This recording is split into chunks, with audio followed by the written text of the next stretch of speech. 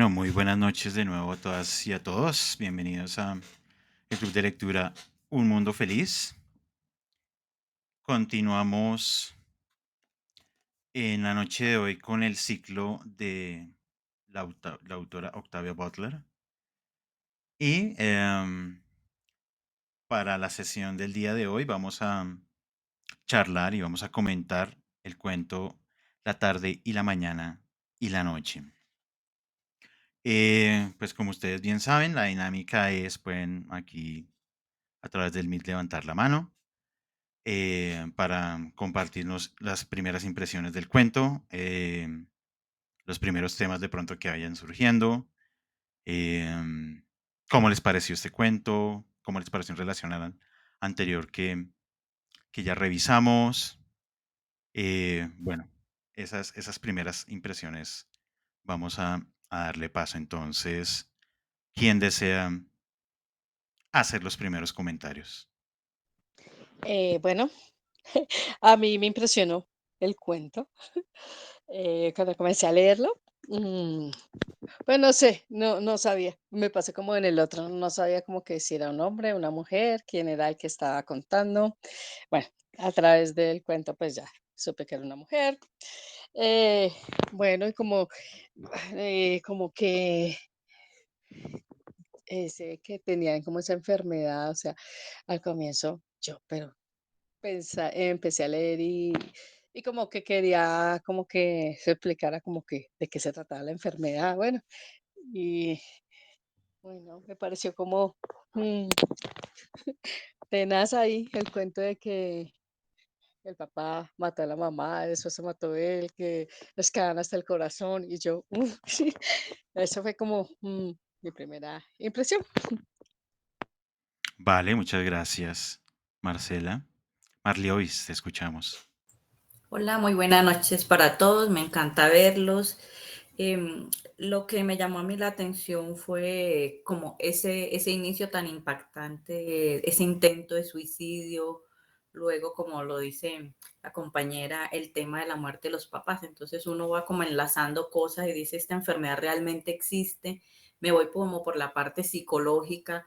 Entonces esta gente tiene aquí un rayón porque está hablando que se están agrediendo entre ellos. Entonces empieza a enfocarse más en como en la preocupación del tema hereditario y hasta dónde soy capaz de controlar como esos impulsos, esa sensación de agredirme o de querer lesionar a los otros. Y luego uno empieza a mirar como el desarrollo del tema, que empieza como a hacer la comparación entre la persona joven haría tal cosa, yo que tengo la enfermedad hago lo otro. A pesar de tener la enfermedad, tengo una inteligencia superior y atención en ciertas áreas, entonces uno empieza como a enlazar cuántas enfermedades hay ahí y qué tanta carga genética hay en cuanto a la herencia. Entonces empieza uno como a impactarle el tema y va como leyendo poco a poco para al final darse cuenta que la autora dice, no, me inventé la enfermedad, pero entonces eso sí lo va uno como enlazando, lo va entreteniendo de que, y es la preocupación que tenemos todos, de adquirir algún tipo de enfermedad crónica o heredar algo, entonces ahí es donde empezamos a indagar a nuestros padres, nuestros familiares, qué enfermedades tienen para empezar a preocuparnos antes de tiempo o para ver qué podemos prevenir. Entonces eso fue lo que me atrapó a mí, el hecho de ver y lo difícil que es incluso después de nuestra contingencia COVID manejar todo ese impacto de salud mental que tenemos todos en el momento y todas aquellas enfermedades mentales que afloraron a raíz de esta contingencia. Listo, mil gracias por escucharme. Muchísimas gracias, Marliois. Sí, o sea, uno diría, este cuento es como si hubiera sido escrito hace apenas un par de años, eh, pero efectivamente pues tiene, no sé, ya 30 años al menos de publicado y claro, como ver la manera y el abordaje efectivamente como de todos estos elementos hereditarios y genéticos en la enfermedad es como que uno dice, me siento un poco interpelado con todo lo que ha pasado. Ahorita voy a reflexionar otra cosa a propósito del inicio del cuento, pero bueno, primero les doy la palabra a ustedes. Giselle, te escuchamos. Hola, buenas noches. Buenas noches. Pues lo primero que yo hice cuando empecé el cuento fue indagar sobre la enfermedad, ¿no? Y pues obviamente me di cuenta que era una enfermedad creada por la escritora. Pero pues más allá de lo impactante, más allá de, pues de estas situaciones como tan trágicas y tan como fuera de situaciones reales, a mí me llamó mucho la atención pues cómo la autora involucra aspectos sociales como muy, muy de ahora, ¿no? Me llama mucho la atención una frase que utiliza el personaje, pues donde ella empieza a hablar de sí, a explicar pues cómo es su comportamiento y dice que fue a la universidad simplemente porque, pues por el solo hecho de que estaba yendo al colegio, ¿sí? Entonces, siento que independientemente de la enfermedad, todos los seres humanos estamos como tan inmersos en una sociedad y está como esa inercia y el mismo título también me da la sensación como de esa inercia de que todo continúa, pero continúa por una inercia, por la tarde y la mañana y la noche. Eh, y bueno, hay otra cosa que me llama la atención y pues es el personaje de Beatriz y el personaje protagonista en sí, y es el control, ¿no? El dominio sobre los otros. O sea, creo que fueron de las cosas que más me llamaron la atención del cuento. Vale, muchas gracias. Giselle, Andrea, te escuchamos. Hola, a mí lo que más me llamó la atención es cómo se mantiene esa pulsión de libertad que vimos en el relato de la semana pasada, ¿no? Porque otra vez estamos como, bueno, en la semana pasada era un monstruo, acá otra vez veo como un romance monstruoso entre ellos, pues porque están enfermos, están como en una búsqueda mutua de la perfección, pero llegan otra vez a encerrarse, ¿no? O sea, como que otra vez estamos en un encierro, que en el relato anterior era una reserva y acá otra vez hay un encierro, que es como renuncio a mi libertad para tener como este bienestar o tener la enfermedad controlada. Eso fue lo que más me llamó la atención. Vale, muchas gracias, Andrea. Andrei, lo escuchamos. Buenas noches. Buenas noches. Este cuento, digamos que una parte me hizo recordar cuando estaba en la universidad y teníamos un profesor, bueno, unos profesores de biología y otro de genética, y ellos hacían mucho énfasis entre chiste y chiste como cuando consiga una pareja, cuando se vaya a casar, no es solamente qué música le gusta, qué esto, lo otro, sino sobre todo lo primero, vayan y se hacen los dos un test genético, ¿sí? Y molestaban mucho con eso. Entonces, parte de este cuento me hizo recordar eso y la sensación de decir con los dos protagonistas como, oiga, sí, porque se van a casar, pero es tan buena la narración que uno termina con ellos, pues porque vale la pena correr el riesgo, ¿sí? Finalmente esa es la vida, correr riesgo. Me impactó mucho, ya lo dijo una persona por allí, voy a profundizar un poquito en eso, y es que un momento la narración fue tan buena que yo dije, venga, ¿esto es una perra o es una mujer la que está acá narrando y la protagonista? ¿Sí? Porque dije, y luego hace como que el énfasis de la marca, bueno, la cadena, lo que llevaba en el cuello, yo digo, es muy, muy bueno. Y pues ya al final me sorprendió como los tics que hace la escritora, y me sorprendió porque ahorita ando investigando para unos cuentos, sobre todo para el primero de ellos. Y es la investigación de meterse y buscar pues las fuentes para el cuento y que esté allí, eso de esa forma, yo digo, wow, así es como se debe hacer. Entonces como que esos tics me impactó mucho más, pero sí hay partes de la descripción que yo quedé como, wow, qué bueno, qué chévere, y el cuento lo lleva uno todo el tiempo sin soltarlo. Vale, muchas gracias, Andrei. Eh, Voy a empezar entonces por el final. Hace 8 días, cuando descubrimos por primera vez que los cuentos iban a tener epílogo, hubo como una división de opiniones respecto de el valor que tiene ese texto que nos provee la autora. Hace 8 días la discusión era un poco porque el epílogo del primer cuento un poco lo explica temáticamente, o sea, como que ella está diciendo, bueno, para quienes no la captaron, el cuento trata de esto, entonces como que algunos dijeron, no, a mí no me gusta eso, otros dijeron, no, a mí me gusta mucho eso para poder ahondar en el texto. Acá, en este epílogo, cambia el tono y nos va a contar es cómo hizo el cuento, de dónde saca las ideas, cuáles son los temas que le interesa abordar en el texto y cómo pues finalmente los termina uniendo para poder producir el mismo. Que además me gustó muchísimo porque es toda una lección, o sea, es decir, ese epílogo es un taller de escritura creativa. Llegaría así como, vea, entonces, usted quiere hacer cuentos, haga lo siguiente, haga la investigación, busque cuál es el interés temático, busque cuáles son los, como esos temas principales que quiere abordar, váyalos mezclando y va a ver que le va a salir un tema muy interesante. Em, entonces, este epílogo me parece que es muy provechoso, sobre todo si alguien o alguno de nosotros tenemos como ese interés creativo, como bien señalaba Andrei. De lo que quería ya señalar del inicio del cuento, porque de nuevo también como que nos lleva en primer lugar como por otro lado narrativo.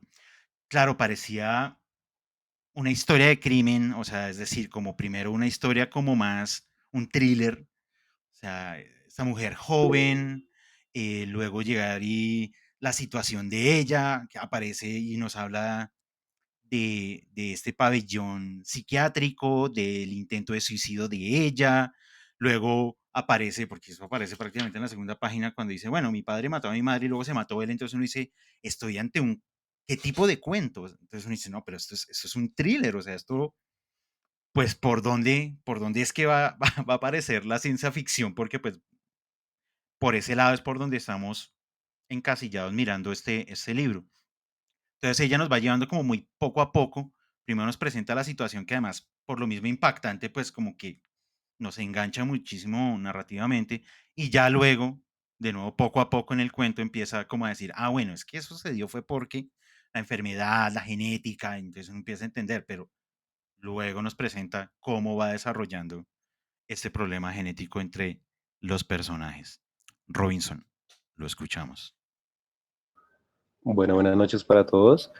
En principio, profe, yo estaba pensando en una película de Will Smith que se llama Soy Leyenda, o todo lo relativo que tiene que ver con los zombies, porque siempre hay como una enfermedad que se riega y luego las personas comienzan como a tener comportamientos muy extraños.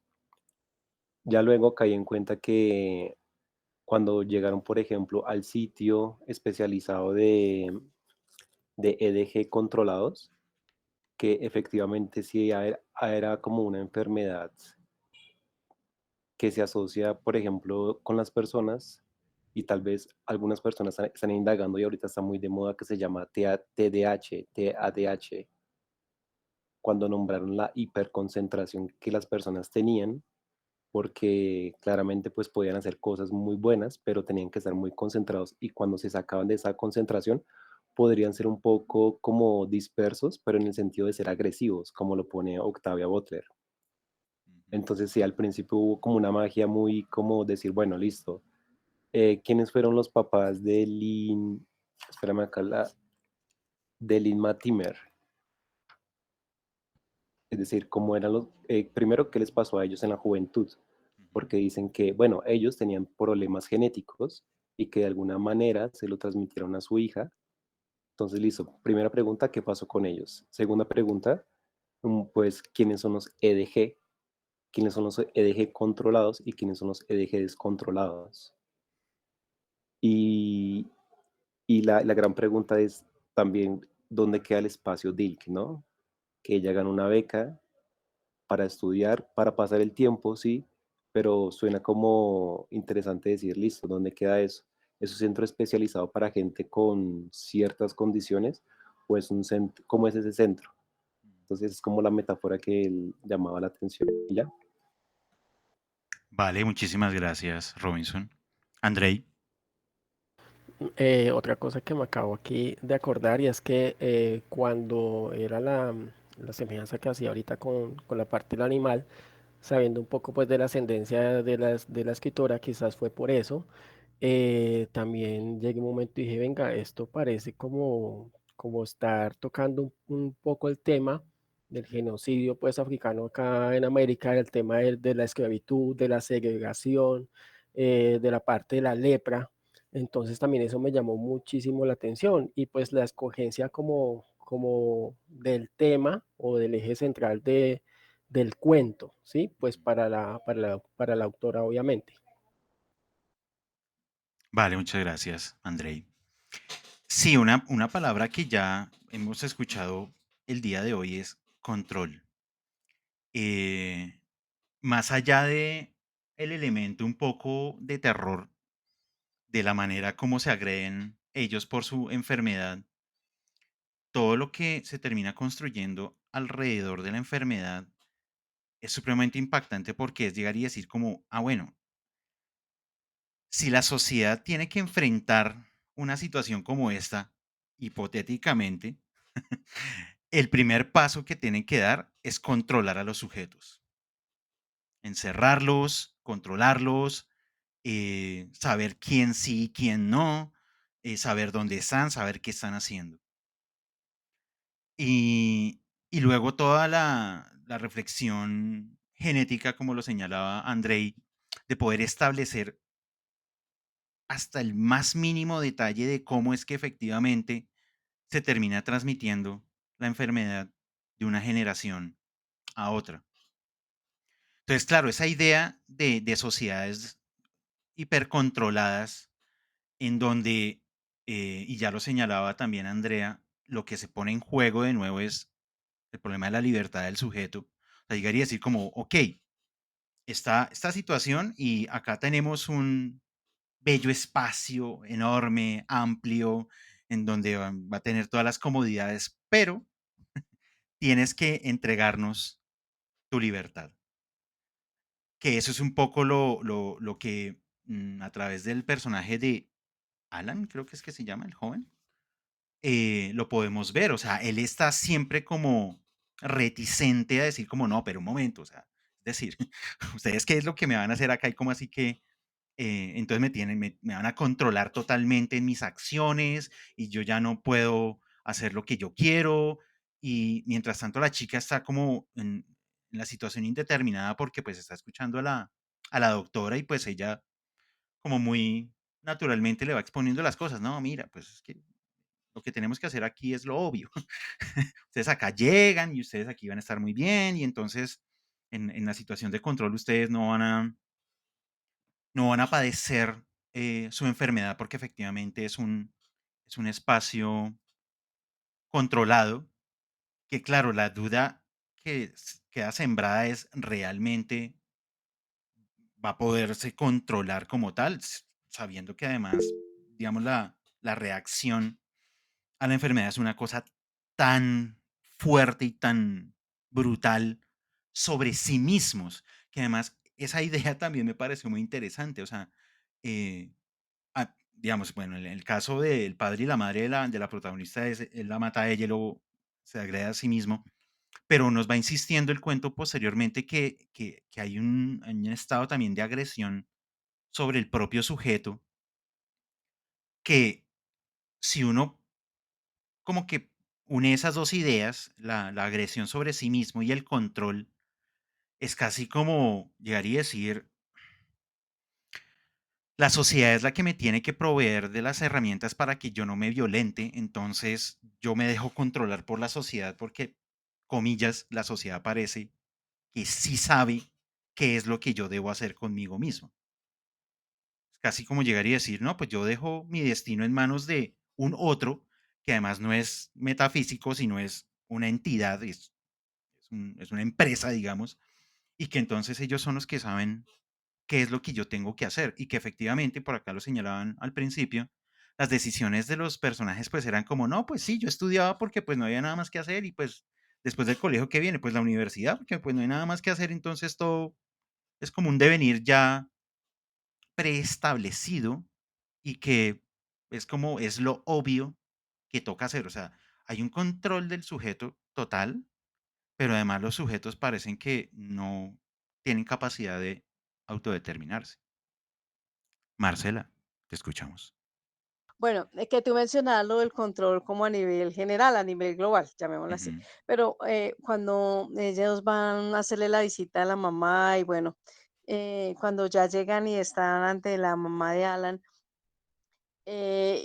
no, y cuando la chica también está como con la doctora y habla del control que tenía porque le daba como ganas de, pues no de agredirla, sí, pero que sentía una sensación, sí, que trataba de controlarse cuando siempre es como el autocontrol y decía que le había caído mal y pues ahí no, pues no lo mencionan que también tenía la percepción, no, sino que la percepción de que no creo que tuviera la percepción de que ella también le había caído mal a la doctora, pero de todas maneras la doctora después se lo manifiesta.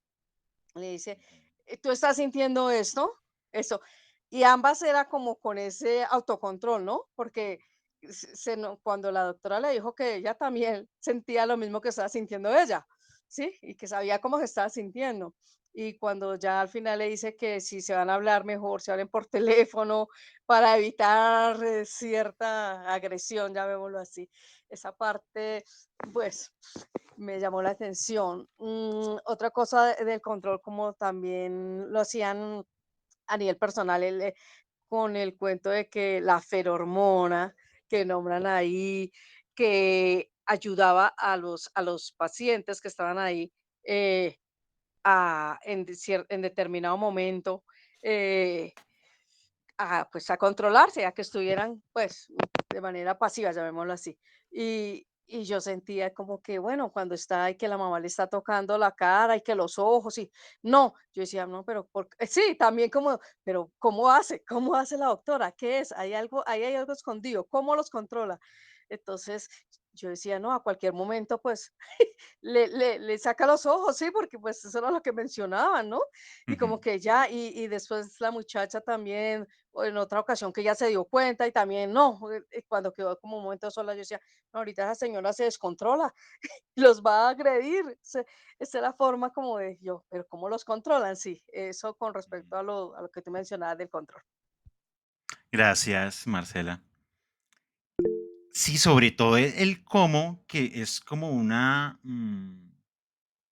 inquietud, una duda que siembra el cuento y lo mantiene y que, bueno, llega en ese punto de, no, es que es a través del olor y que entonces parece ser que la mujer tiene mayor posibilidad y entonces ahí es cuando Alan también se vuelve enloquece como, no, pero ¿y entonces? ¿Y yo qué hago? ¿Cómo así? O sea, entonces yo simplemente voy a obedecer porque ajá. Claro, como que la explicación también es una cosa de llegar y decir como, claro, ¿qué nos quiere, a qué nos quiere invitar también a la autora sobre esa situación como la termina planteando?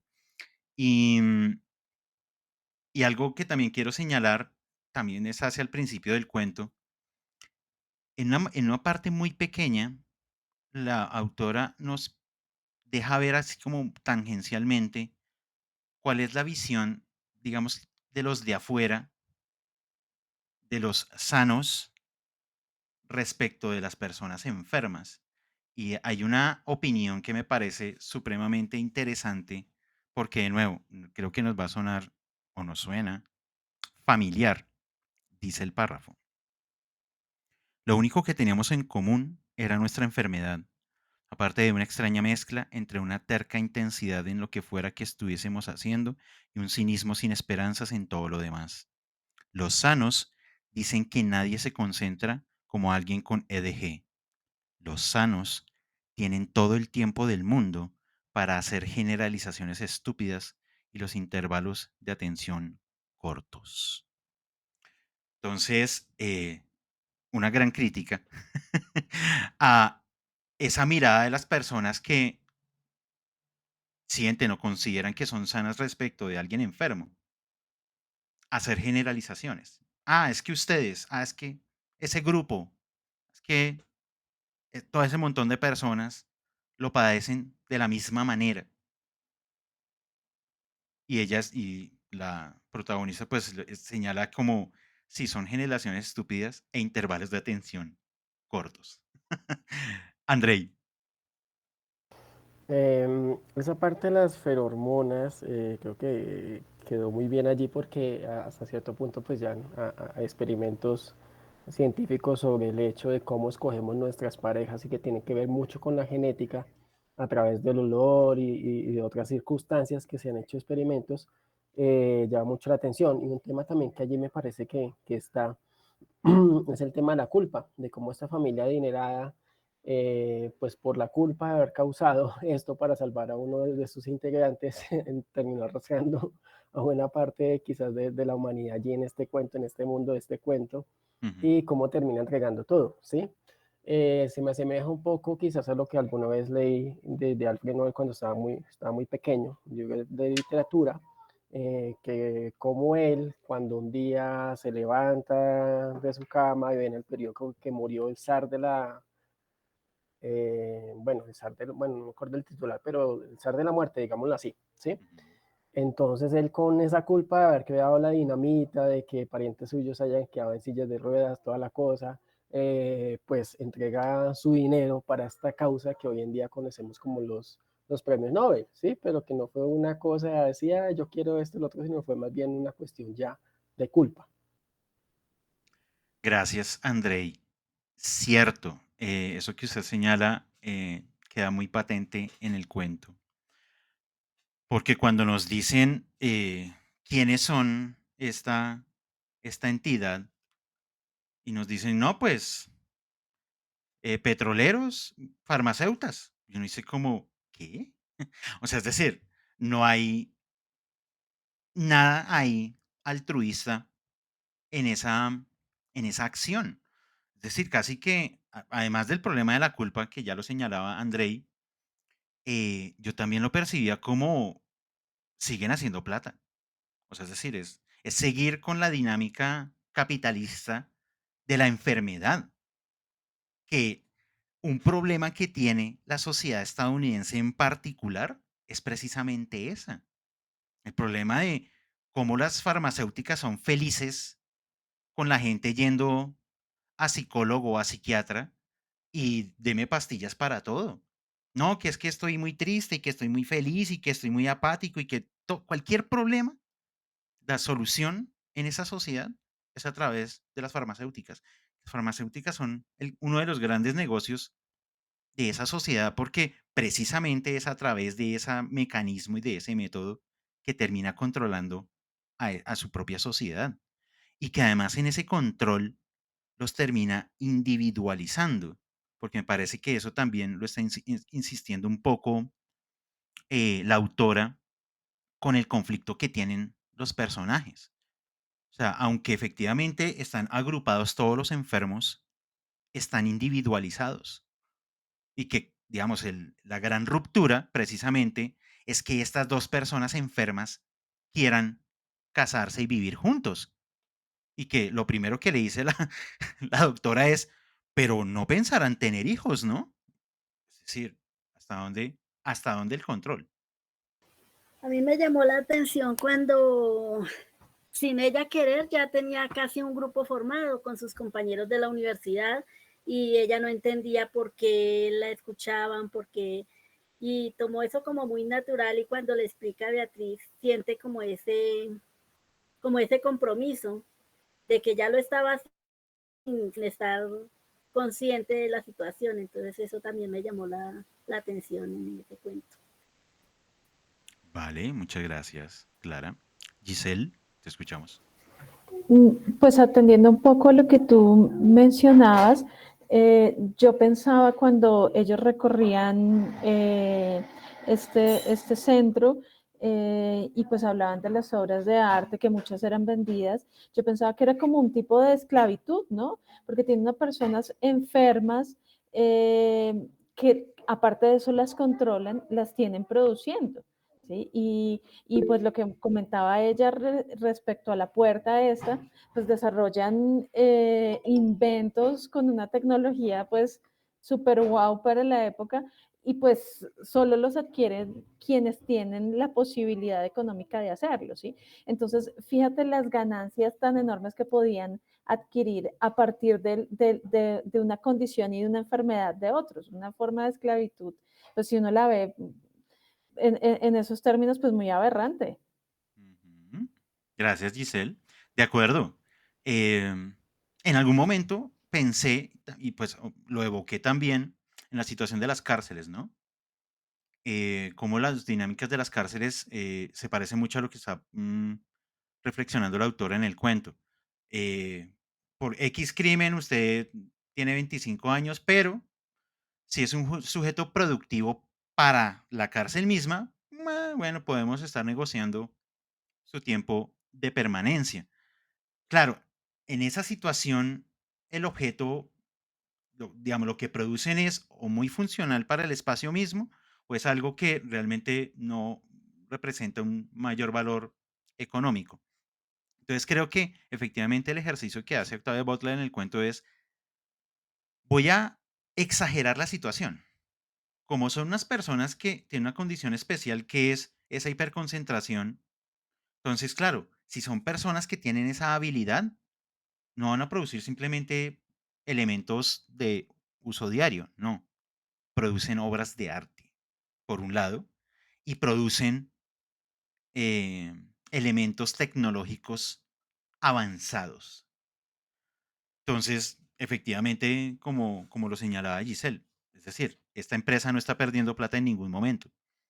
Tenerlos encerrados es muy rentable para ellos porque efectivamente están a la espera de conseguir los compradores tanto de las obras de arte como de estos objetos tecnológicos, que además los empiezan a probar sobre ellos mismos. Andrei. Y esta es una cuestión de las cárceles que se ve sobre todo mucho en países como Estados Unidos, donde hay cárceles privadas, las cuales pagan básicamente porque les lleven prisioneros, ¿sí? Sean inocentes, no lo sean, etcétera, pero simplemente es porque les lleven. Lo que dijo que era hace un momento me lleva a recordar, digamos, como lo que yo vi, percibí de la estructura que hizo la autora para este cuento, que me pareció muy, muy chévere. Y es que ella en varias ocasiones nos hace como una introducción a las ideas o a las temáticas, un bosquejo simplemente, no nos profundiza para más adelante ya profundizarlo.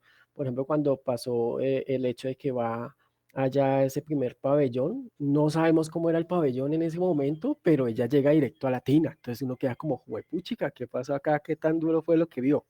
No nos dice nada, más adelante sí nos dice lo que dijo que era sobre por qué, cómo fue que se configuró de que estos cuatro personajes vivieran y el hecho de que tenía que ir a recordarles sus funciones.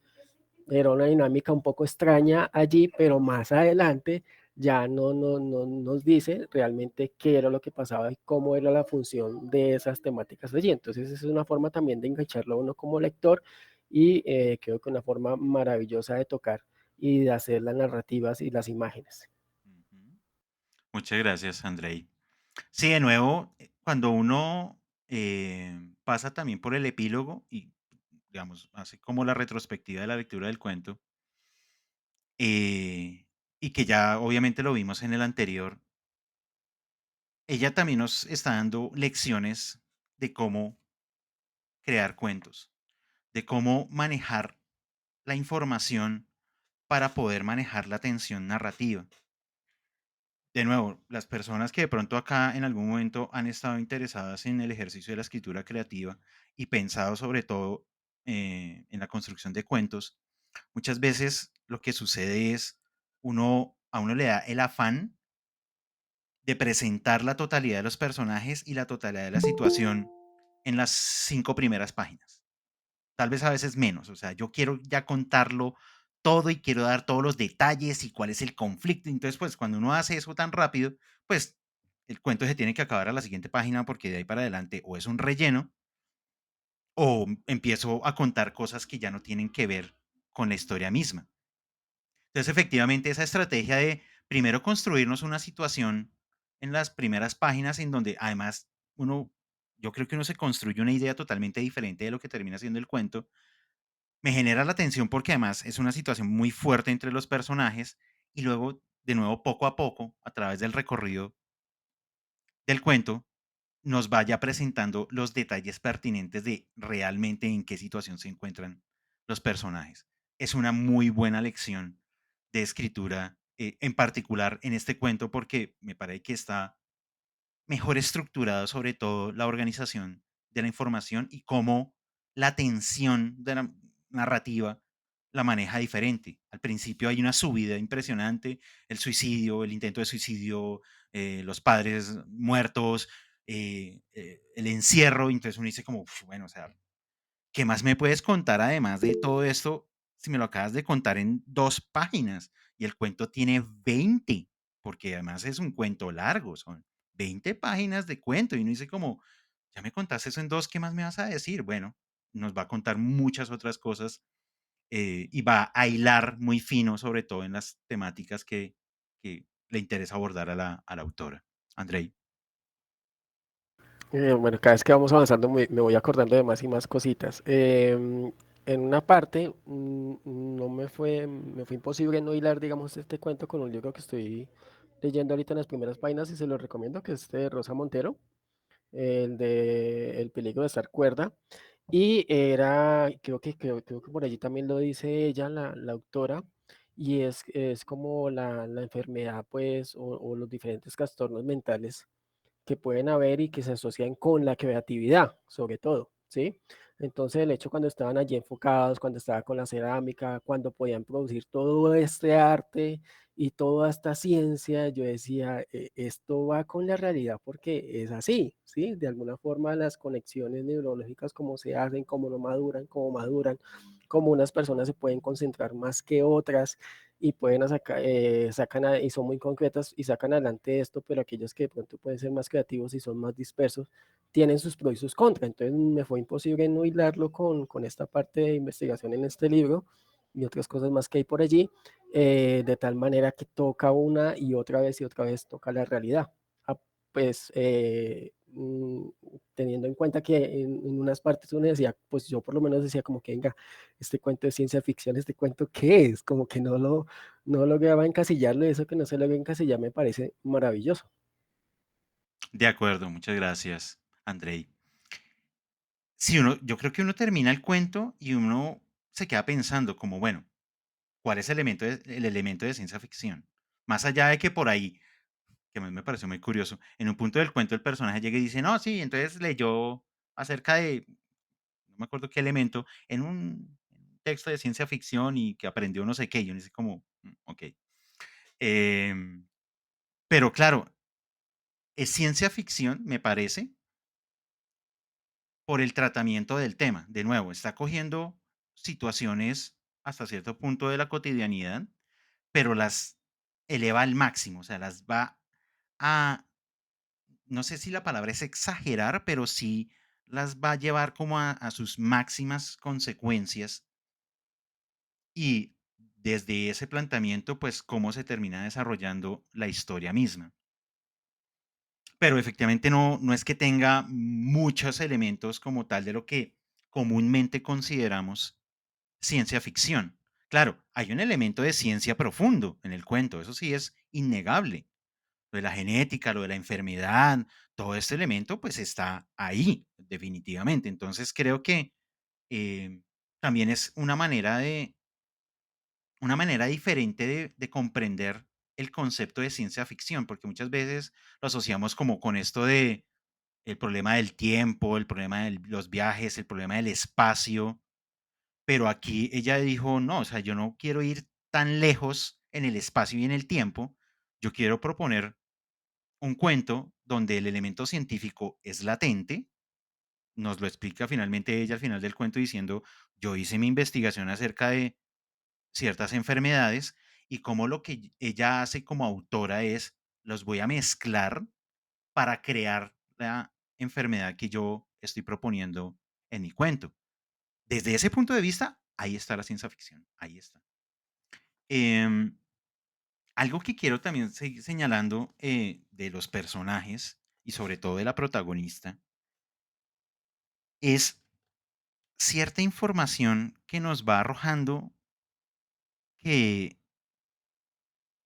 luego lo podemos conectar con el final mismo del cuento. Les voy a leer el párrafo. Dice, cuando ella llega y dice, no, pues es que finalmente Alan me gusta. Em, no creo que fuera mucho más que esa similitud lo que al principio hizo que nos sintiéramos atraídos el uno por el otro. Claro que me gustaba físicamente, pero estaba acostumbrada a que me gustase el físico de un chico y a que el chico en cuestión saliese por patas en cuanto descubría lo que yo era. Tardé un tiempo en acostumbrarme al hecho de que Alan no iba a irse a ninguna parte. De hecho, cuando leí esa frase yo dije, pero ¿por qué ella tiene esa certeza? Es decir, o sea, como ella sabe que si él ya está ahí al lado de ella no se va a ir. Entonces, mi reflexión fue, eso lo sabe la autora. Realmente el personaje no lo sabe porque la explicación del por qué él no se va a ir solo va a suceder hasta cuando se encuentran con la doctora. Y la doctora les empieza a contar como, no, mira, es que lo de las feromonas y lo de las mujeres. Y ahí es cuando dice como, pues claro, pues en ese sentido, pues uno entiende que Alan nunca se va a ir del lado de ella, porque pues es como que está bajo su control. Pero eso que nos está diciendo el cuento ahí, que es de nuevo, es al puro principio, es como la cuarta, quinta página, esa información no lo sabe realmente el personaje. Es imposible que ella lo sepa. Entonces nos estás generando la expectativa narrativa de explicarnos más adelante en el cuento por qué es que ella tenía esa certeza. No es un hecho fáctico dentro del cuento, no. Es como llegar y botarle un anzuelo al lector y dejárselo ahí, porque además eso no lo vuelve a mencionar en ninguna, sino hasta cuando lo resuelve. O sea, no vuelve a decir como, sí, no, y entonces él seguía a mi lado. No, no, no, lo dice ahí y no lo vuelve a tomar, sino hasta cuando explica el tema de las feromonas. Entonces eso es un anzuelo que nos deja a nosotros como lectores. Y entonces llegaría a decir como, pero ¿cómo así? Bueno, espérate que dentro de 10 páginas te voy a explicar cómo es la situación de por qué ella tenía esa certeza. Ese es un detalle narrativo muy interesante de la autora. De nuevo, de llegar y dejar ciertos elementos por ahí puestos en el cuento para en algún momento retomarlos, desarrollarlos, muy bien desarrollado además, y decir como, claro, me está generando expectativas que efectivamente se cumplen hacia el final del cuento. ¿Alguien más? ¿Algo más que quieran comentar? Marcela. Bueno, bueno, quería decir algo con respecto a la protagonista.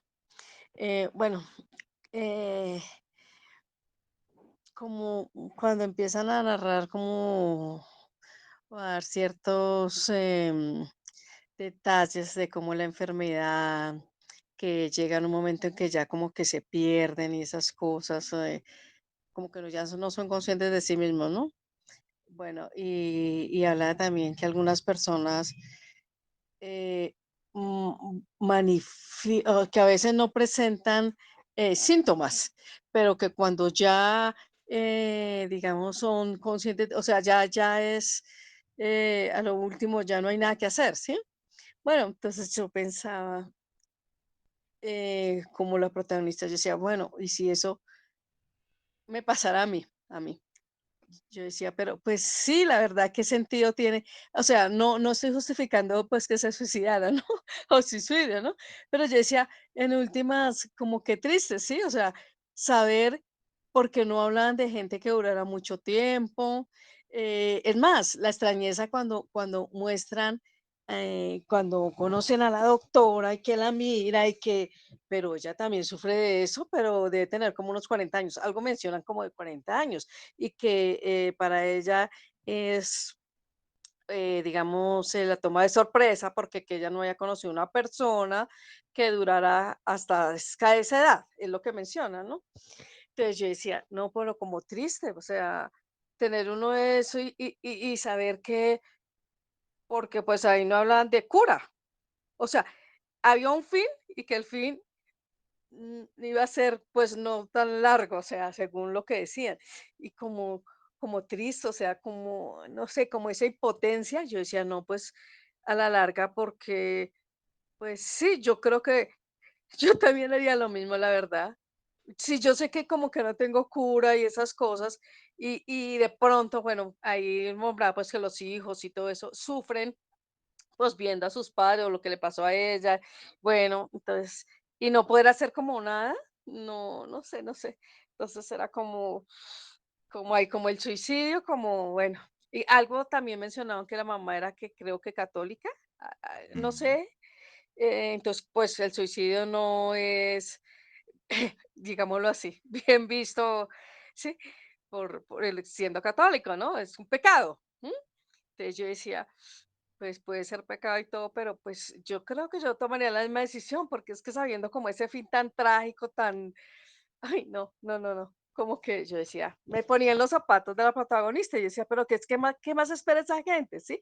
Bueno, otra cosa que sentí fue cuando, no sé, los comparé como con, em, cuando hablaban de la insignia que cargaban y eso, cuando hablaban de la insignia, porque comenzaron dando que la insignia, yo decía, pero ¿qué será? ¿Será que llevan algún, así como en la Segunda Guerra Mundial, que los judíos tenían que llevar su insignia, su estrella ahí en el brazo para que supieran que eran judíos o no sé qué? Entonces, yo decía, ¿de qué se trataba la insignia?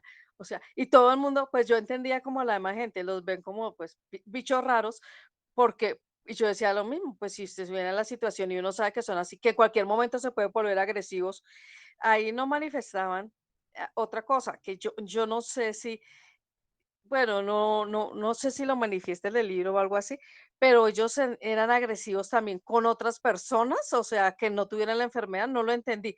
Y claro, yo decía, pero si no es, si es así, pues si fuera el caso y yo sé que ellos son así, pues uno como que también en cualquier momento por más que yo sea, digamos, como le dijera, como empático con las personas, mm. pero uno tendría su prevención, ¿no? En cualquier momento me salta acá a, no sé, a escarbarme el corazón, a agredirme, a morderme, una cosa así. Entonces, como que la situación era complicada como desde el punto de vista que se viera. O sea, entiendo las personas, lo que acaba de decir de la protagonista, como su fin, como cómo acababan, como esto, pero para las otras personas, llamémoslas sanas, porque habla de personas anormales. Y yo decía, no, no es una persona normal, tiene una enfermedad, empezando por ahí. Bueno, entonces no compartía eso de anormal.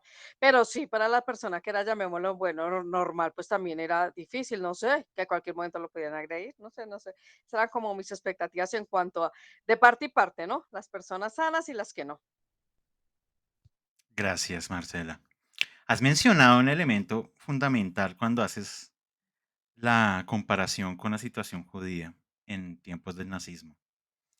Em, Creo que en el epílogo lo menciona por ahí, lo del darwinismo, ¿cómo lo que llama? Darwinismo social, que claro, o sea, ese es el problema de lo que en su momento fue una teoría, llegar y decir como, sí, las personas aptas van a sobrevivir y entonces van a tener unos beneficios sociales y económicos, mientras que las personas débiles simplemente van a morir y ya.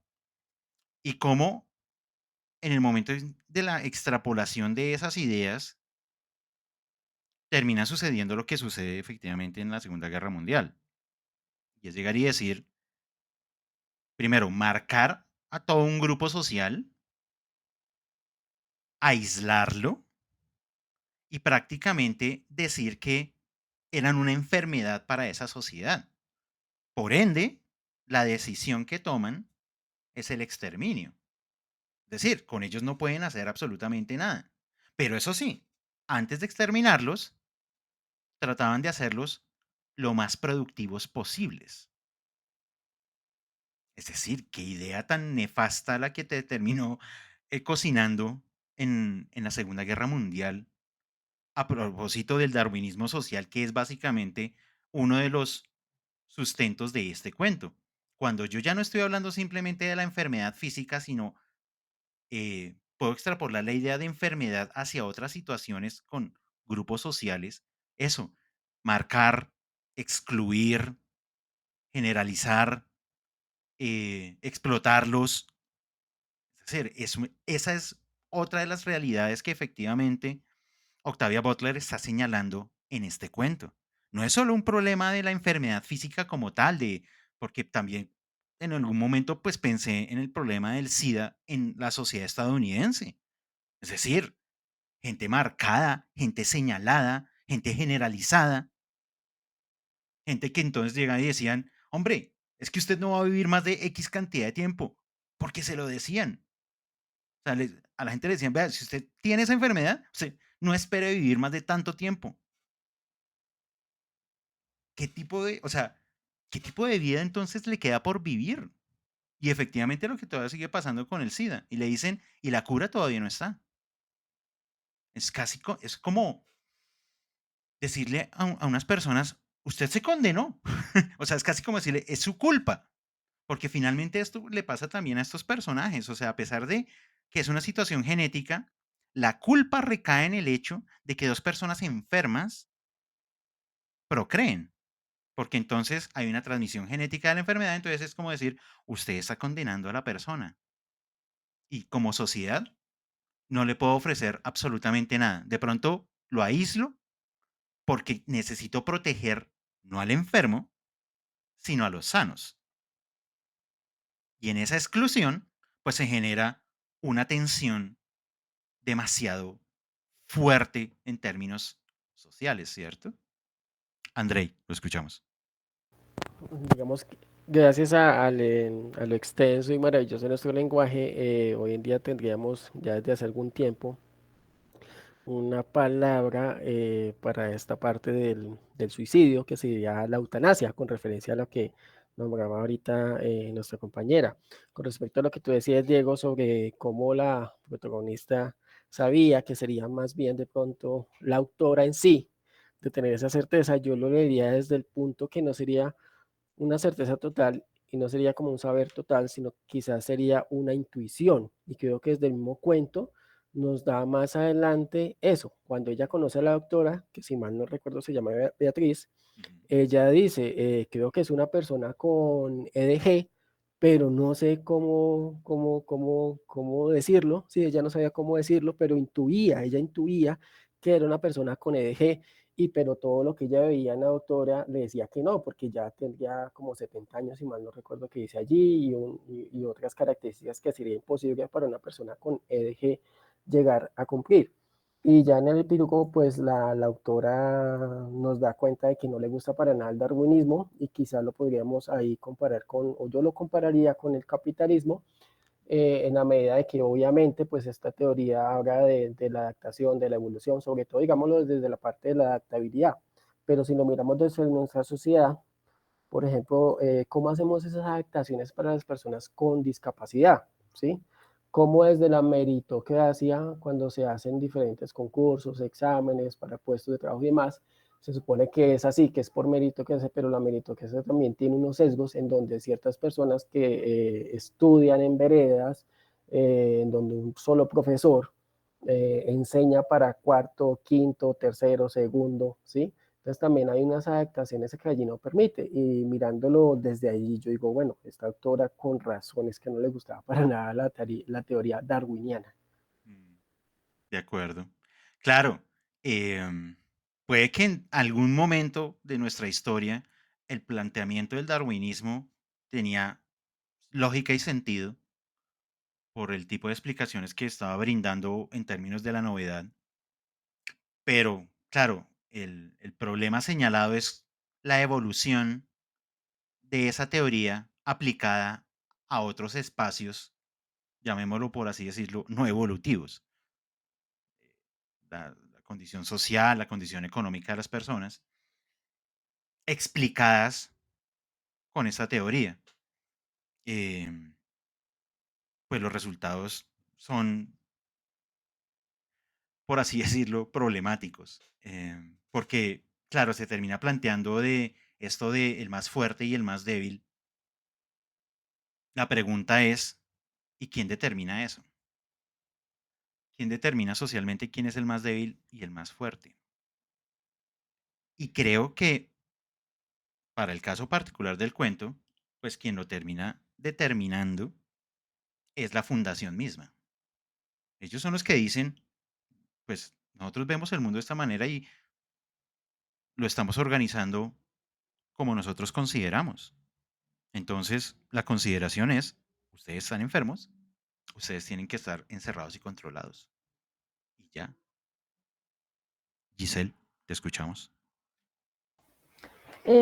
Pues haciendo referencia a lo anterior que habías mencionado y a la mención también que hacía Marcela respecto a las insignias, a mí esto me remonta a una frase de Boaventura de Sousa que dice que todo fenómeno de inclusión genera un fenómeno de exclusión.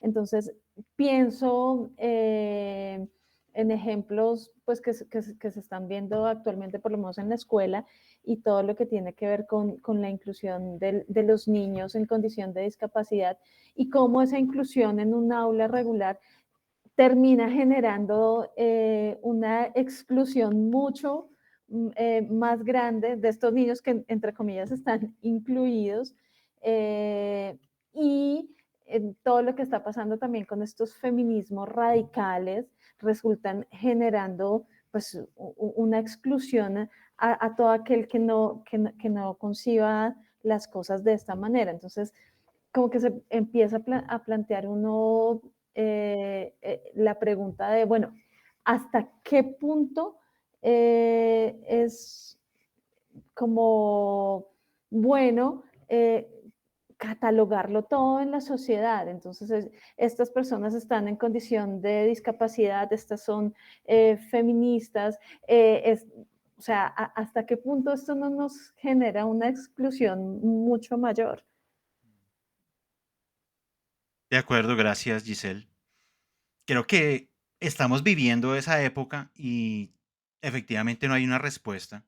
Para algunos es necesario porque hay una visibilización de lo que parece no veíamos, pero por otro lado, lo que tú dices, subdividir cada vez más una sociedad tan grande como la humana termina generando eh, comportamientos de exclusión.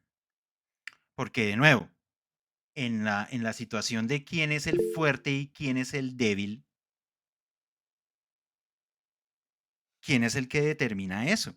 Entonces, de pronto hay sectores de la sociedad donde empiezan a decir, no, pero entonces ahora parece que ustedes y nosotros, o sea, te empieza a hablar como de esa manera, ¿no? Ustedes son los que tienen la ventaja y nosotros no.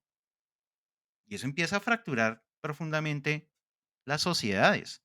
Y para ciertos, em, para ciertos grupos le funciona. Es rentable tener una sociedad fracturada y profundamente dividida, porque pues eso se vuelve rentable de cierta manera. De alguna manera termina siendo rentable. En el caso del cuento es, produzcanme arte y produzcanme tecnología. Ustedes son rentables para mí. Aislados, con su enfermedad y todo, ustedes terminan siendo rentables. Esa reflexión me parece interesante del cuento. ¿Hasta qué punto todas esas subdivisiones terminan siendo rentables para alguien? Y creo que esa discusión es supremamente actual a propósito de cómo siguen apareciendo día tras día nuevas catalogaciones para subgrupos sociales. Andrea, te escuchamos. Mira que en esa línea estaba pensando en cómo las corporaciones o los privados empiezan como a llenar los vacíos a donde no llega el Estado, ¿no? Entonces, por ejemplo, el tema de prisión. Por mi trabajo tuve que ir hace unos días a una inspección. Entonces, la cárcel distrital, la de Bogotá, era la más perfecta. Entonces, parecía muy estadounidense. Entonces tenía canchas de fútbol adentro, cada pabellón tenía gimnasio, tenía consultorio de psicología, de trabajo social, los baños eran pulcros, no había humedad, cada celda tenía 4 prisioneros, las personas privadas de la libertad podían hablar todo el tiempo, ellos tenían espacio para hacer videollamadas, elementos, sus talleres estaban absolutamente ordenados. Y en cambio uno pensaba en el Buen Pastor o en La Picota, que era un desastre desde que uno empezaba a transitar los centros penitenciarios, ¿no? El olor, las personas están gritando, hay ruido, entonces es como lo feo, ¿cierto? Lo que está enfermo, lo que está como podrido, recibe una atención más mala del Estado. Y llega el privado y dice, listo, entonces yo lo acojo, le vale plata, pero yo sí me responsabilizo de eso porque usted, sociedad, está segregando en últimas a lo que resulta feo para sus ojos, ¿no? Entonces, es como el tema de los indígenas. Es que ellos huelen feo, volvieron una nada del Parque Nacional, están prostituyendo a los niños, entonces, como lléveselos, y están en albergues, y otra vez se está replicando allá la problemática, pues que nadie quiso ver, ¿no? Es como está en la séptima, esto nos afea el paisaje, entonces alguien asuma eso. Y siento que esa es como una de las jugarretas del capitalismo, como esto es feo, esto es lindo, esto lo quiero ver, esto no. Y finalmente termina pues, por llevarnos a esta individualización que es como tan malévola para nosotros como sociedad, ¿no? Porque con quién me agrupo o si termino finalmente quedándome sola y me protejo a mí misma. Ujú. Muchas gracias, Andrea. Y como señala Giselle, sí, claro, o sea, los CDG son para el cuento lo que para nuestra sociedad un montón de espacios que terminan siendo eso de ocultamiento, de segregación, de voy a quitar eso que no me gusta y así, o sea, es que la lista puede ser larga. Y de nuevo, es que el paradigma de la sociedad estadounidense es una cosa de locos porque han llevado todos esos procesos siempre como a extremos y pensando en esa sociedad uno puede encontrar muchos ejemplos. Claro, en la nuestra también, evidentemente. O sea, nosotros no es como que nos salvemos de ese tipo de cosas porque pues estamos para bien y para mal dentro de la misma lógica. Entonces, pues acá también se empiezan a aplicar como un poco esas lógicas de yo necesito mostrar que las cosas en mi sociedad están funcionando y están bien. ¿Para quién? Para los sanos. Andrei. Esa parte de las etiquetas en las sociedades o en los subgrupos y demás sí que es muy cierto y la verdad a mí me fastidia mucho. En estos días que estaba todo el tema LGBTIQ+, y digamos, viendo las empresas que cambian su logo, los colores, todo, y me preguntaba ahí con una persona que trabaja en cierto ámbito, yo decía, bueno, ¿qué tanto esas empresas que cambian su logo, que muestran, que hacen durante esos días, tienen o contratan personas de la comunidad LGBTQI más para sus empresas, ¿sí? Y la realidad es que estas personas tienen muy pocas oportunidades y por eso terminan en otros trabajos en los que no deberían terminar, ¿sí? Por otra parte, lo que nombrabas en un momento, Diego, sobre acerca del control, ¿sí? ¿Qué más que se ve allí en el cuento que parece como si fuera la CIA, que le hicieron seguimiento a la protagonista, le dieron una beca que apareció de la nada y era precisamente porque va encaminada que ella termina allí? Y ese final del cuento donde ella dice, no quería mirar para atrás porque me voy a ver a mí misma dentro de unos años haciendo esto, creo que el cuento o esa sociedad, ese mundo de ese cuento va a terminar así en ese círculo de repetirse porque incluso Beatriz en una parte les dice, ustedes dos no deberían tener hijos a pesar de que los necesitemos, ¿sí? O sea, los necesitemos para seguir manteniendo esto. Entonces va a ser un círculo de repetirse una y otra, como un bucle allí eterno, como el doctor Strange ahí con Don Mamu, ahí repitiéndose una y otra vez, ¿sí? Entonces eso es muy llamativo. De acuerdo. A propósito de la situación de la esterilización, eh, esa parte del cuento me pareció impactante porque es como sembrarle primero, de cierta manera, la desesperanza a los personajes para luego, efectivamente, como lo señala Andrei, mostrarle, comillas muy grandes, las oportunidades, ¿cierto?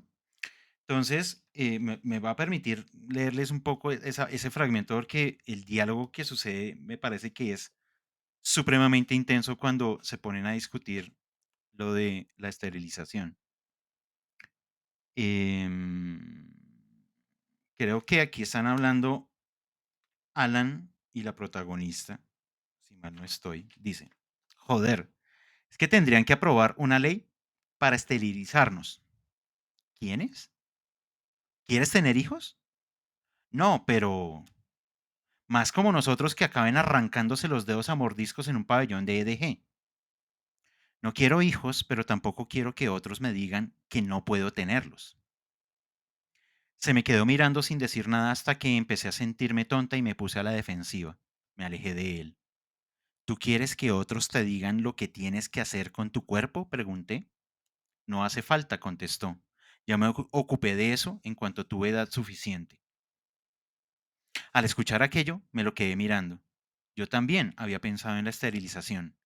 ¿Quién con EDG no lo ha hecho? Pero no conocía a nadie de nuestra edad que hubiera llegado hasta el final. Sería como matar una parte de ti, por mucho que no fuera una parte que pretendieras usar. Matar una parte de ti cuando tantísimo estaba ya muerto. Podría erradicarse esta enfermedad de mierda en una generación, dijo, pero la gente seguimos siendo unos animales con esto de reproducirnos. Seguimos guiándonos por impulsos salvajes como los perros y los gatos. Mi impulso era levantarme e irme de allí, dejarlo solo revolcándose en su amargura y su depresión. Pero me quedé. Parecía querer vivir aún menos que yo. Me preguntaba cómo había conseguido llegar hasta aquí. Entonces, toda esa generación de la desesperanza en los personajes, a propósito de la discusión que están teniendo ellos dos, como de, hombre, si nuestra enfermedad es de tal nivel, lo que por lógica deberíamos hacer es esterilizarnos. Y de nuevo, en algún momento las sociedades humanas lo han pensado seriamente para muchas situaciones. Porque es eso, como ante la desesperanza, pues no genere más desesperanza. Entonces es como deténgase con usted. Y de nuevo, ahí es donde sobre la mesa queda quién decide quién es el fuerte y quién es el débil. Estos personajes no se están determinando por sí mismos. Están discutiendo a propósito de lo que ya, en donde ya se encuentran en los EDG. O sea, llegaría a decir como, no, pues mira, o sea, piénsalo. Sería mejor, porque se lo dicen a ellos, ¿no? Sería mejor para ustedes. Pero la pregunta ¿es realmente lo mejor para ustedes? André lo señalaba ahorita. Pues sí, o sea, no tengan hijos, aunque los necesitamos, porque pues es que de todas maneras ustedes son altísimamente creativos. ¿Quién es, quién es el que está saliendo beneficiado de semejante decisión? Andrei. Tengo una compañera que cuando estaba muy jovencita, ella se quiso esterilizar, ¿sí? Pero los médicos, no, ninguno quiso esterilizarla. Y hoy por primera vez en este cuento me pude colocar como un poco de parte de los médicos, al decir, miércoles, debe ser muy duro de pronto hacerlo, una persona así tan joven, y más adelante encontrarse y con que esta persona ya quisiera tener hijos, pero después vuelvo otra vez a mi yo y digo, no, porque pues el médico no tiene que por qué cargar con la responsabilidad de esa decisión, porque pues toda acción, toda decisión tiene unas responsabilidades que deben ser asumidas, pero pues como buena mayoría del gremio médico, no sé si acá, espero que no haya médicos acá, tiene su síndrome de Dios, pues de pronto quizás lo conlleva eso. Una cosa que acabo de pensarlo y creo que este cuento nos puede lanzar un tanto al futuro, en el hecho mismo de cómo aparece este EDG que nombra allí, ¿sí? A partir de la cura del cáncer y una posible cura para el cáncer y uno dice, bueno, esto con tanta manipulación genética, tanto avance, esto no puede ser tan descabellado de pronto en un futuro que pueda aparecer una condición de ese tipo que hoy en día tenemos fármacos que obviamente pueden llevar a personas como en Estados Unidos las grandes empresas farmacéuticas que han tenido juicios y demás y retirar muchos medicamentos porque pues llevan a las personas pues, sencillamente a la muerte después de un tiempo y una condición así o otra parecida pueda llegar a acontecer en el futuro buscando una cura. Vale, muchas gracias, Andrei. Robinson. Bueno, creo que sería un poquito redundante si decimos que, pues si hago el comentario de que todo va con el fin de la monetización, ¿no? Sin embargo, sí quisiera rescatar, digamos, que es un poco triste la manera en cómo pues, la sociedad está actualmente, o pues siempre ha estado, la verdad, que acá está el rico, acá está la clase media y acá está, bueno, en real, el rico y la clase pobre, básicamente. Me hace pensar, digamos, que yo he tenido la oportunidad de hablar con amigos de mi esposa, con personas americanas, europeas, etcétera, y muchos de ellos actualmente no quieren tener hijos.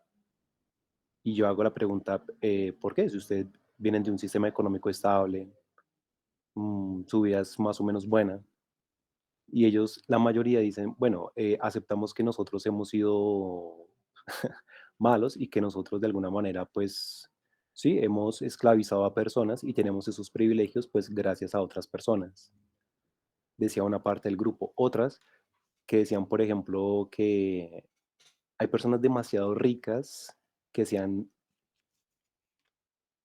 perseverado en el poder por muchos siglos. Entonces, digamos, que hayan unas familias que, digamos, hayan tenido el poder hace 10 siglos. O sea, eso sería muy loco, ¿no? Como, uff, estos tipos qué. Y decían, sí, nosotros no queremos compartir el poder.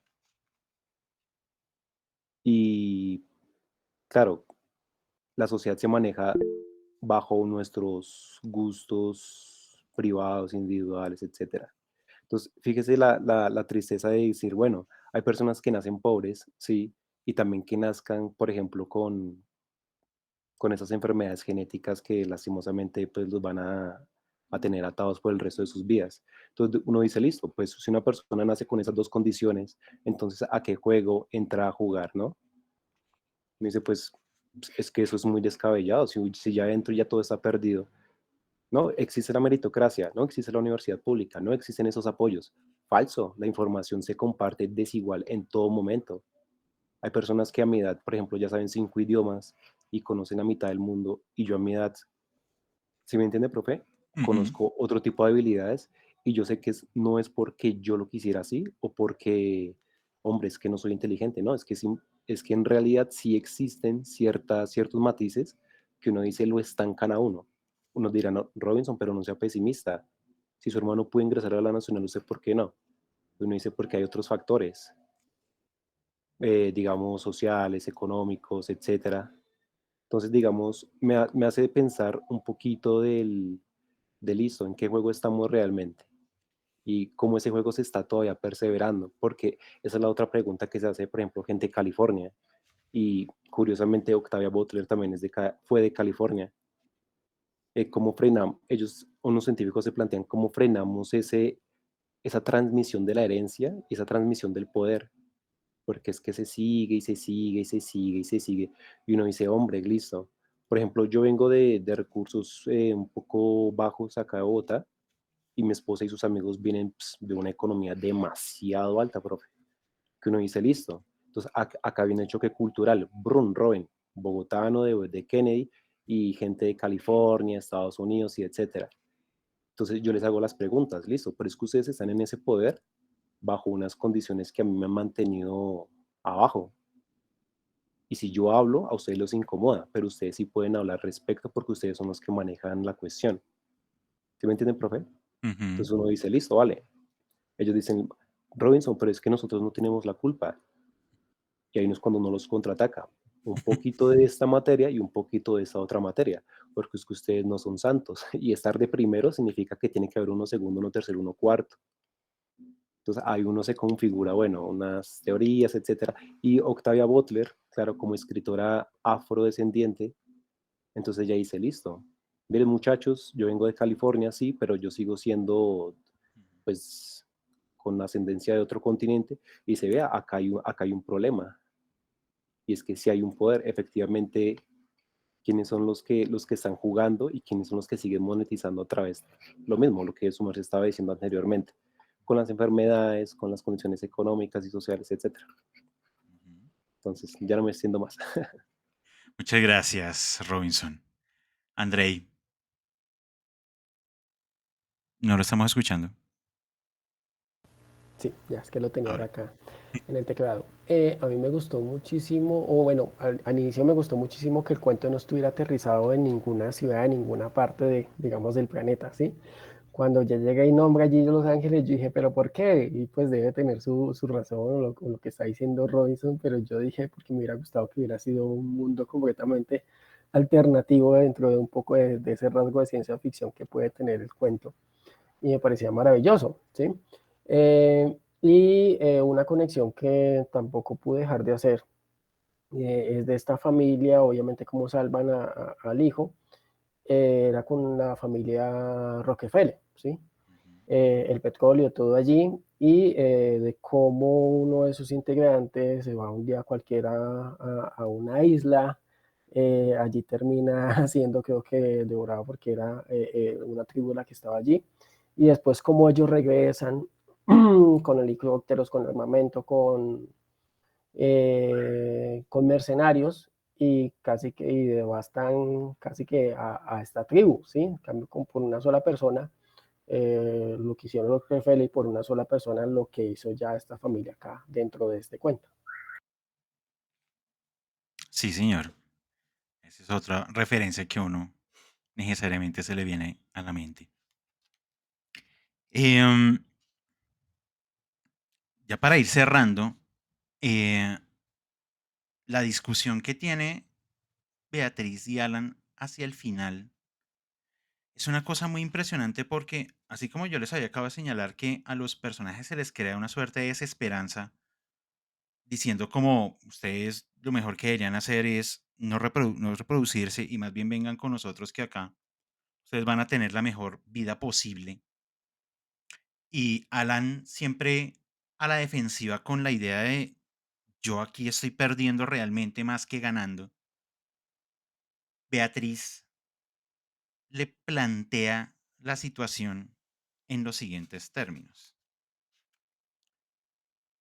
Dice Beatriz, entonces, no entiendes cuánta individualidad conserva la gente que tenemos aquí.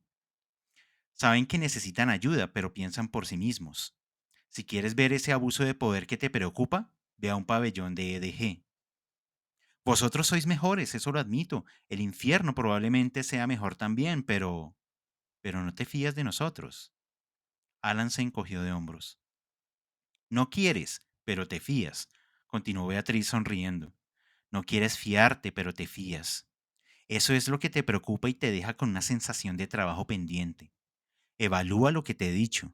Sé testigo por ti mismo. Nosotros ofrecemos a los EDG una oportunidad de vivir y de hacer lo que decidan que es importante para ellos. ¿Qué es lo que tienes? ¿Qué esperanza realista albergas que sea mejor que eso? Silencio. No sé qué pensar, respondió al final. Vuelve a casa, dijo Beatriz. Decídete y elige qué pensar. Es la decisión más importante que vas a tomar en la vida. El problema es que realmente no es una decisión. Eso no es una decisión. O sea, primero le ha creado toda una situación de desesperanza a los personajes y luego le está diciendo, sus opciones son morirse o quedarse aquí. Eso no son opciones. No son definitivamente opciones para ningún ser humano. O sea, básicamente lo que le está diciendo a Alan es como, hombre, si usted de verdad eh, quiere vivir, porque finalmente el problema de ellos es la perdurabilidad, ¿no? O sea, por la enfermedad van a vivir muy poco. Es como, la lógica es, hay que vivir un poco más. Usted solo no va a poder. Usted solo afuera, o usted se traga a usted mismo, o usted termina haciendo quién sabe qué cosas. O quiere estar en los pabellones CDG. No, nosotros te ofrecemos algo mejor. Pero ¿qué es ese algo mejor? Ya sabemos. Es un encierro. Es controlado todo el tiempo. Es además de estar controlado, ser productivo para ese lugar. Sí, seguramente vivirá más, pero definitivamente, ¿qué tipo de vida es la que va a llevar? Y que al final del cuento, a través de los ojos de la protagonista, es que vemos o vislumbramos de cierta manera lo que puede terminar sucediendo. Y es que ella, la protagonista, se termine convirtiendo en una nueva Beatriz. Que es de nuevo lo que ustedes ya señalaron, una cadena infinita de repetición del control. Porque es llegar y decir como, ok, entro al sistema y pues, ¿qué hay que hacer? ¿A qué otro hay que controlar pues para, primero, yo mantener mis privilegios, mis comodidades? Porque finalmente me parece que eso es lo que termina encarnando Beatriz. Beatriz es el lugar del privilegio. O sea, vea, yo estoy aquí, yo estoy controlada, he vivido mucho más tiempo que la inmensa mayoría de ustedes o de nosotros. Es decir, ¿por qué no quieres esto? ¿No te tienta? ¿No te parece bueno? ¿No te parece bello? Ven, únete a nosotros. Y pues obviamente como la historia es contada desde esta joven, pues queda abierta la idea de, bueno, ¿qué podrá pasar con ellos? No sabemos. Porque un buen cuento no plantea soluciones. Nos deja en ascuas de qué terminará pasando con estos personajes. Y para cerrar mi intervención, la protagonista sigue siendo joven. Es decir, ella empieza diciendo cuando yo tenía 15 años, pero esta mujer no debe tener 20. Y digamos que los rasgos a través de los cuales pensé eso es el tono en el que habla sobre todo al principio del cuento. Por ahí en algún punto, permítanme si lo tengo por acá señalado, dice, los polis no me dejaban entrar, no me enteré de lo que había pasado exactamente hasta más tarde, cuando los padres se mataron. Ojalá no me hubiera enterado nunca. Papá había matado a mamá y luego la había desollado entera. Entonces, cuando yo vi la palabra los polis, pero ¿quién habla así? Es decir, si este personaje narrador fuera una persona, digamos, adulta, un poco más grande y que está recordando lo que hace muchos años le pasó, pues no diría los polis, diría la policía. Entonces, me parece interesante que la propuesta narrativa de Butler respecto de este personaje principal, que además es quien nos está contando la historia, nos la está contando en un futuro cercano a lo que le ha sucedido. No han pasado muchos años. Ella sigue siendo una persona joven. Y en esa situación todavía de juventud, se tiene que seguir enfrentando a tomar decisiones muy complicadas. ¿A dónde quieres ir a vivir? ¿En qué condiciones quieres ir a vivir? ¿Quieres vivir? Es casi la pregunta que le están haciendo y ella pues tampoco tiene la respuesta clara. O sea, ella acaba de salir de toda esta situación con la familia y está como enfrentándose a todo un sistema que ya está establecido.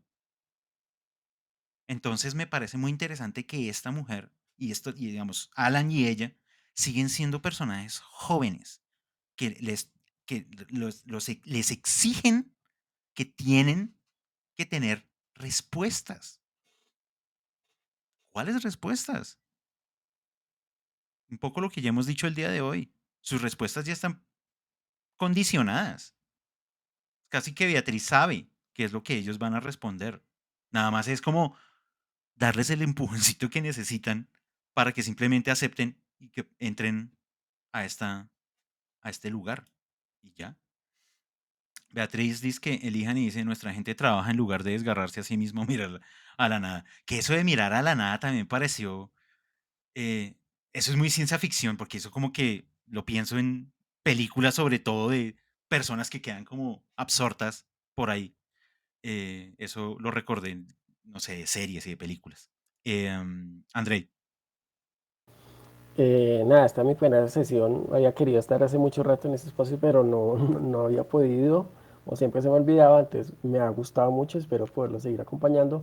Y por otra parte, un apunte ya sobre la autora, es que si tengo la oportunidad de leerlo pues en papel, busco leerlo en papel. Me llamó mucho la atención que busqué en la Biblored algún libro de ella y no encontré uno solo en toda la biblioteca. En la Luis Ángel sí hay, pero la verdad tengo 5 libros prestados ahorita y me da pereza ir hasta el centro por uno de ellos a sacarlo, pero yo dije, ¿cómo es posible que una escritora como esta, del talante y todo, no haya un solo libro dentro de la biblioteca? Y ya. Y eso tiene una respuesta un poco complicada y es, Octavia Butler fue una de esas autoras que ha sido fundamental para la literatura estadounidense, pero fuera de ese país, eh, mucho tiempo pasó desapercibida. Hasta muy poco, hace muy poco, se están editando y reeditando sus obras en español. De hecho, entre el año pasado y este, empezaron a publicar sus novelas, sobre todo sus novelas en español, y creo que algunas son primeras traducciones hasta ahora. Es decir, nos hemos demorado casi 30 años largos para poder conocer la obra en español de esta autora. Eso por un lado. Como además son novelas, las ediciones que están sacando son muy bellas, pero son profundamente caras. De hecho, tiene como una trilogía y creo que están vendiendo la trilogía en un solo libro. Por ahí lo vi alguna vez en una Panamericana. Imagínense ustedes un libro tapadura como de 800 páginas. No, yo no sé cuántas páginas tiene el libro, como 900. Costaba como 180.000 pesos. Era una cosa absurda. Era una cosa que yo decía como, ¿uno cómo hace para leerla en físico con esas condiciones? Entonces, claro, la Luis Ángel, pues alguien habrá hecho el deber y la labor por ahí de hacer la donación. Pero sí, lastimosamente en las bibliotecas públicas, por el problema de costos, pues esas bibliotecas prescinden de este tipo de material. A pesar de ello, pues uno puede hacerles la recomendación de llegar y decirles como, hey, por favor, consigan este material para su colección. Sí, mi labor ha sido en este club de lectura un poco, y yo lo llamo de esta manera muy particular, la democratización de la cultura. Yo me consigo el material en PDF por donde lo haya y por eso digamos, los textos que leemos aquí en el club de lectura, la condición es esa, que se puedan conseguir en PDF. Porque me parece que, es decir, yo no puedo hacer un club de lectura con este libro que estamos leyendo, es caro.